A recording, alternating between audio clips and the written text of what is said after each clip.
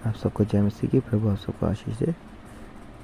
मत्ती उसका 20 अध्याय यहाँ पे लिखा है, स्वर्ग का राज्य किसी गृहस्थ के समान है जो सवेरे निकला कि अपनी दाख की बारी में मजदूरों को लगाए।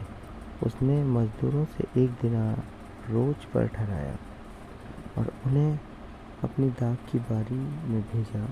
फिर एक पहर दिन चढ़े उसने निकलकर अन्य लोगों को बाजार में बेकार खड़े देखा और उनसे कहा, तुम भी दाख की बारी में जाओ और जो कुछ ठीक है तुम्हें दूंगा। अतः वह भी गए।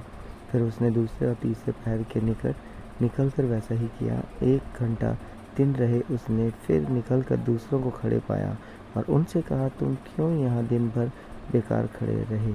उन्होंने उससे कहा, इसलिए कि किसी ने हमें मजदूरी पर नहीं लगाया। उसने उनसे कहा, तुम भी दाख की बारी में जाओ। सांझ को दाख की बारी के स्वामी ने अपने भंडारी से कहा, मजदूरों को बुलाकर पिछलों से लेकर पहलों तक उन्हें मजदूरी दे दे। जब वे आए जो घंटा भर दिन रहे लगाए गए थे तो उन्हें 1-1 दिनार मिला। जो पहले आए उन्होंने ये समझा कि हमें अधिक मिलेगा, परंतु उन्हें भी 1-1 दिनार ही मिला।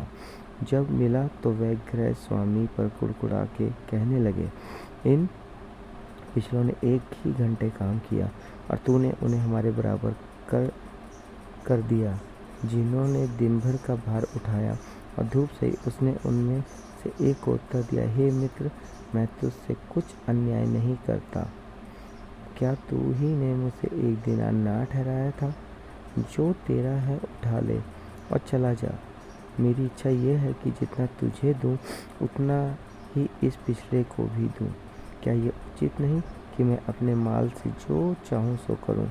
क्या मेरे भले होने के कारण तू बुरी दृष्टि से देखता है? इसी रीति से जो पिछले हैं वे पहले होंगे और जो पहले हैं वे पिछले होंगे।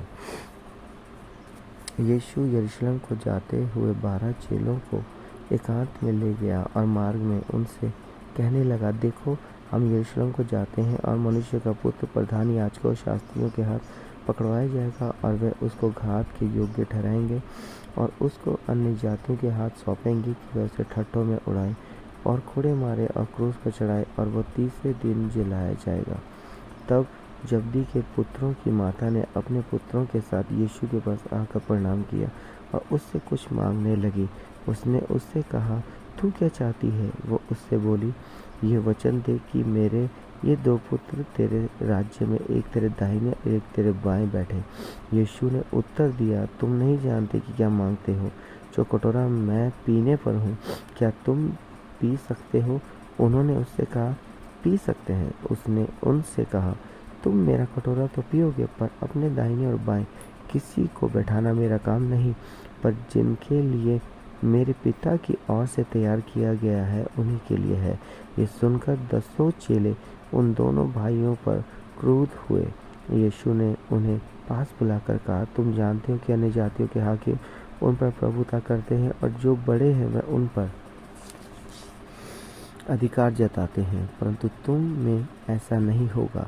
परंतु जो कोई तुम में बड़ा होना चाहे वो तुम्हारा सेवक बने और जो तुम में प्रधान होना चाहे वो तुम्हारा दास बने। जैसे कि मनुष्य का पुत्र वो इसलिए नहीं आया कि उसकी सेवा टहल की जाए, परंतु इसलिए आया कि आप सेवा टहल करें और बहुतों की छुड़ौती के लिए अपने प्राण दें।